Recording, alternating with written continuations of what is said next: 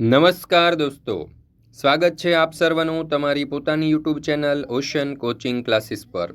મિત્રો, આજે આપણે ધોરણ 6ની જે સામાજિક વિજ્ઞાન વિષયની સ્વ અધ્યયન પોથી છે તે સ્વ અધ્યયન પોથીમાં જે પાઠ નંબર 13 આપેલો છે, ભારત ભૂપૃષ્ઠ આબોહવા વનસ્પતિ અને વન્યજીવન, તેનું સંપૂર્ણ સોલ્યુશન આપણે આ વિડીયોની અંદર જોવાના છે। મિત્રો, આપણી આ ચેનલ ઉપર ધોરણ 6ના દરેક વિષય જે છે સ્વ અધ્યયન પોથીના તેના વિડીયો અને પીડીએફ મુકાઈ ચૂક્યા છે, દરેક પાઠના સોલ્યુશનના। અને મિત્રો, આ એક માત્ર એવી ચેનલ છે કે જ્યાં તમને ધોરણ 3થી 12ના દરેક વિષયની સંપૂર્ણ તૈયારી કરાવવામાં આવે છે। પછી તે પ્રથમ કે દ્વિતીય પરીક્ષા હોય, તે તમારી એકમ કસોટીઓ હોય, સ્વ અધ્યયન પોથી હોય, સ્વાધ્યાય પોથી હોય, પ્રેક્ટિસ વર્ક હોય, પ્રયોગ પોથી હોય, નકશા પૂર્તિ હોય, દરેક પ્રકારના સોલ્યુશનના વિડીયો અને પીડીએફ તમને અહીંયાથી મળી જશે।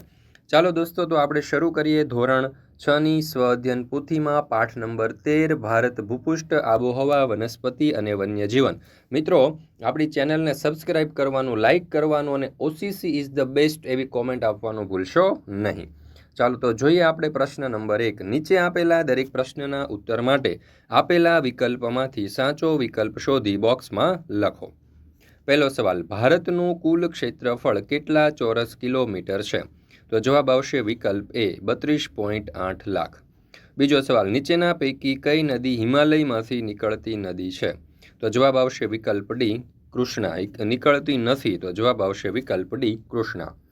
ત્રીજો સવાલ, નર્મદા અને તાપી નદીઓ કોને મળે છે? તો જવાબ આવશે વિકલ્પ ડી અરબ સાગર। ચોથું, લક્ષદ્વીપ ટાપુઓ ક્યાં આવેલા છે? તો જવાબ આવશે વિકલ્પ ડી અરબ સાગરમાં। પાંચમો સવાલ, ભારતમાં ઉનાળો કયા મહિના દરમિયાન હોય છે? તો જવાબ આવશે વિકલ્પ એ માર્ચથી મે। છઠ્ઠું, ભારતની આબોહવા કેવા પ્રકારની છે? તો જવાબ આવશે વિકલ્પ ડી મોસમી। સાતમો સવાલ, નીચેનામાંથી કયા પ્રદેશમાં ઉષ્ણ કટિબંધીય વરસાદી જંગલો જોવા મળે છે? તો જવાબ આવશે વિકલ્પ ડી અંદમાન અને નિકોબાર। આઠમો સવાલ, દેવદાર, ચીડ અને પાઇન કયા પ્રકારના જંગલોના વૃક્ષો છે? તો જવાબ આવશે વિકલ્પ એ પર્વતીય। નવમો સવાલ, ગુજરાતમાં ઘુડખર પ્રાણી કયા વિસ્તારમાં જોવા મળે છે? તો જવાબ આવશે વિકલ્પ બી કચ્છ। 10મો સવાલ, ભારતના કયા રાજ્યોના સમુદ્ર કિનારે સમુદ્રના કાચબા ઈંડા મૂકવા આવે છે? તો એમાં જવાબ આવશે વિકલ્પ ડી ગુજરાત અને ઓડિશા।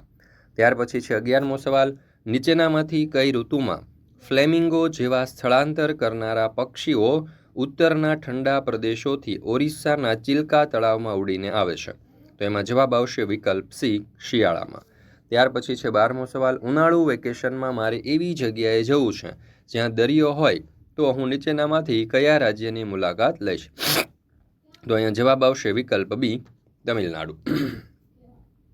મિત્રો, ધોરણ 3થી 8ની જે સ્વ અધ્યયન પોથી છે તે સ્વ અધ્યયન પોથીના દરેક ભાગના તમામ વિષયના સંપૂર્ણ સોલ્યુશનના વિડીયો અને પીડીએફ આપણી ચેનલ ઉપર મુકાઈ ચૂક્યા છે અને તમે એની પીડીએફ હવે વોટ્સઅપ પર પણ મેળવી શકો છો। કોઈ પણ ધોરણની સ્વ અધ્યયન પોથી જે છે તેની પીડીએફ તમે વોટ્સઅપ ઉપર મેળવી શકો છો। તમને નંબર પણ આપેલો છે, નંબર ઉપર કોન્ટેક્ટ કરી, સંપર્ક કરી, ફોન કરવાનો છે। મિત્રો, ખાસ યાદ રાખજો, કોલ કરી અને તમે મેળવી શકો છો, તો જરૂરથી તમે મેળવી લેજો। લિંક તમને નીચે ડિસ્ક્રિપ્શન બોક્સમાં પણ મળી જશે। અને જો આ વિડીયો તમને પસંદ આવ્યો હોય તો OCC ઇઝ ધ બેસ્ટ એટલે કે ocean coaching classes is the best આવી કોમેન્ટ નાખવાનું ભૂલશો નહીં। ત્યાર પછી છે પ્રશ્ન નંબર 2A, યોગ્ય શબ્દ વડે નીચેના વિધાનોની ખાલી જગ્યાઓ પૂરો। એમાં પહેલું, ભારતની ઉત્તર દક્ષિણ લંબાઈ આશરે ખાલી જગ્યા કિલોમીટર છે? તો જવાબ આવશે 3214। બીજું, દખ્ખણનો ઉચ્ચ પ્રદેશનો આકાર ખાલી જગ્યા જેવો છે? તો જવાબ આવશે ઊંધા ત્રિકોણ જેવો। ત્રીજું, ભારતમાં ખાલી જગ્યાની ઋતુ દરમિયાન દિવસો ટૂંકા હોય છે? તો જવાબ આવશે શિયાળાની। ચોથું, ગંગા નદીના મુખ ત્રિકોણ પ્રદેશમાં ખાલી જગ્યા નામના વૃક્ષો થાય છે? તો જવાબ આવશે સુંદરી। પાંચમું, જૈવ આરક્ષિત ક્ષેત્રની રચના ખાલી જગ્યા માપદંડો મુજબ કરવામાં આવે છે? તો જવાબ આવશે આંતરરાષ્ટ્રીય। ત્યાર પછી છે બી, મને ઓળખો। એમાં પહેલું, હું ભારત દેશનું રાષ્ટ્રીય પ્રાણી છું? તો જવાબ આવશે વાઘ। બીજું, એક શિંગી ભારતીય ગેંડા મારા જંગલમાં જોવા મળે છે? તો જવાબ આવશે અસમ। ત્રીજું, હું વિશ્વનું સૌથી ઊંચું શિખર છું? તો જવાબ આવશે માઉન્ટ એવરેસ્ટ। ચોથું, હું સમગ્ર વિશ્વમાં માત્ર ગુજરાતના ગીરના જંગલોમાં જ જોવા મળું છું? તો જવાબ આવશે સિંહ। ત્યાર પછી સી, નીચેના દરેક વિધાનના ખોટા શબ્દ ઉપર છેકો મારી અને ખરું વિધાન બનાવો।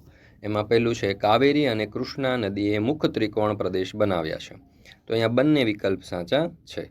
ત્યાર પછી બીજું, ભારતમાં ચોમાસું કે શિયાળો એ વરસાદની ઋતુ છે. તો ચોમાસું વરસાદની ઋતુ છે એટલે શિયાળા ઉપર છેકો. તો ભારતમાં ચોમાસું વરસાદની ઋતુ છે. ત્રીજું, સુરખાબ કે મોર ભારતનું રાષ્ટ્રીય પક્ષી છે. તો મોર ભારતનું રાષ્ટ્રીય પક્ષી છે એટલે સુરખાબ ઉપર છેકો.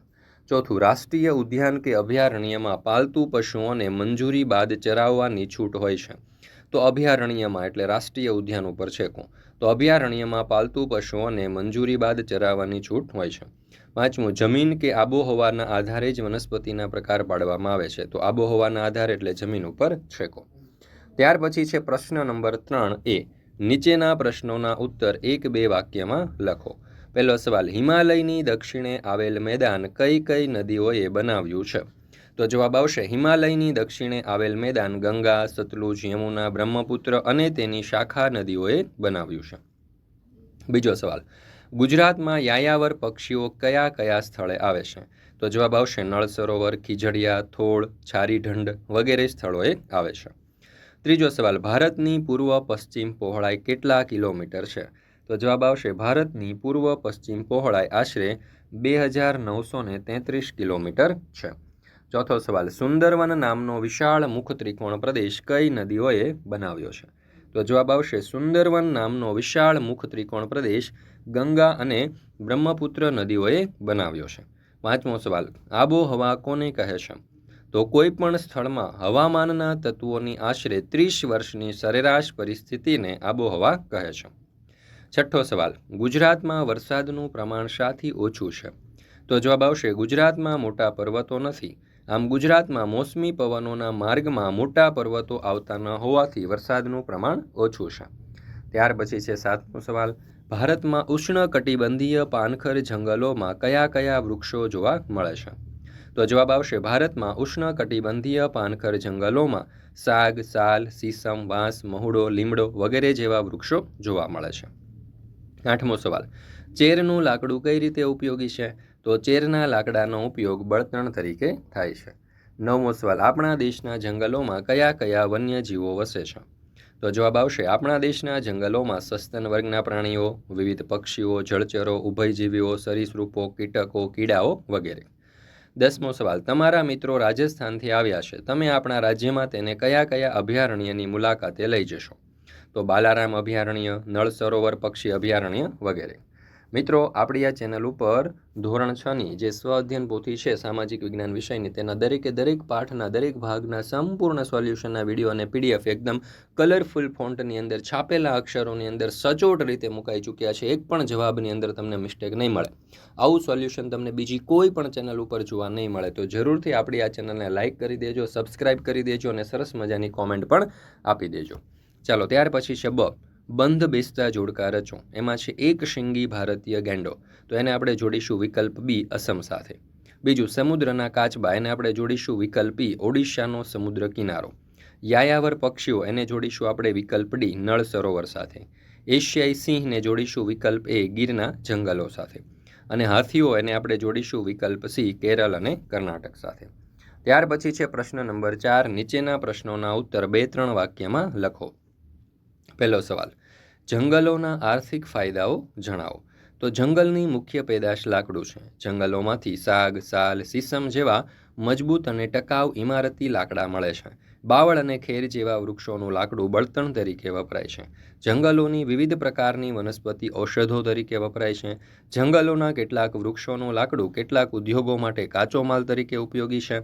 જંગલો પશુઓના ચરાણ માટે ઉપયોગી છે. જંગલોની વનસ્પતિ ઘાસચારો પૂરો પાડે છે. જંગલો લાખ, રાળ, ગુંદર, મધ, ટર્પેન્ટાઇન વગેરે પેદાશો આપે છે. જંગલોમાંથી વિવિધ પ્રકારના ફળો પણ મળે છે.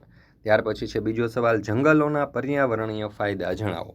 તો એમાં પહેલું, જંગલો હવામાંથી કાર્બન ડાયોક્સાઇડ જેવા હાનિકારક વાયુનું શોષણ કરી પ્રાણદાયી ઓક્સિજન વાયુ આપે છે. આ રીતે તે વાતાવરણને શુદ્ધ રાખે છે. જંગલો વાતાવરણને ઠંડુ રાખી વરસાદ લાવવામાં ઉપયોગી છે. ત્રીજું, જંગલો પવન અને વરસાદથી થતું જમીનનું ધોવાણ અટકાવે છે. તે વન્યજીવોને કુદરતી રહેઠાણ પૂરું પાડે છે. જંગલો ભેજને સંગ્રહી રાખે છે અને ભૂમિગત જળને જાળવી રાખે છે. તે રણને આગળ વધતું અટકાવી ફળદ્રુપ જમીનોનું રક્ષણ કરે છે. ત્યાર પછી ત્રીજો સવાલ, જૈવ આરક્ષિત ક્ષેત્ર એટલે શું? તો જૈવ આરક્ષિત ક્ષેત્રની રચના આંતરરાષ્ટ્રીય માપદંડો મુજબ કરવામાં આવે છે. તેનો મુખ્ય હેતુ તે ક્ષેત્રની પ્રાકૃતિક અને સાંસ્કૃતિક વિવિધતાનું રક્ષણ કરવાનો છે. જૈવ આરક્ષિત ક્ષેત્રમાં બહારની તમામ પ્રકારની માનવીય પ્રવૃત્તિઓ પર સંપૂર્ણ પ્રતિબંધ હોય છે. કચ્છના રણનું આંશિક ક્ષેત્ર અને નીલગિરીનું ક્ષેત્ર એ ભારતના જૈવ આરક્ષિત ક્ષેત્ર છે. ત્યાર પછી ચોથું, ઉષ્ણકટિબંધીય પાનખર જંગલોની મુખ્ય વિશેષતા કઈ છે? તો ઉષ્ણકટિબંધીય પાનખર જંગલોના વૃક્ષો પાનખર ઋતુમાં 6 થી 8 અઠવાડિયા દરમિયાન પોતાના બધા પાંદડા ખેરવી નાખે છે. આ તેમની વિશેષતા છે. પાંચમો સવાલ, ભારતમાં ભરતીના જંગલો ક્યાં આવેલા છે?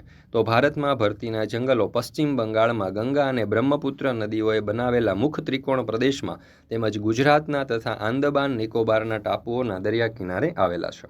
ત્યાર પછી છે પ્રશ્ન નંબર 5, નીચે આપેલા પારિભાષિક શબ્દોની સમજૂતી આપો. એમાં પહેલું છે વન્યજીવો. તો મનુષ્ય પર આધાર રાખ્યા વિના કુદરતમાં સ્વતંત્ર રીતે જીવતા પ્રાણીઓ એ વન્યજીવ કહેવાય છે. બીજું, અભયારણ્ય. જેમના માથે વિનાશનું જોખમ હોય તેવા વન્યજીવોના સંરક્ષણ અને સંવર્ધન માટે સુરક્ષિત કરાયેલો વિસ્તાર એટલે અભયારણ્ય કહેવાય. ત્રીજું છે રાષ્ટ્રીય ઉદ્યાન.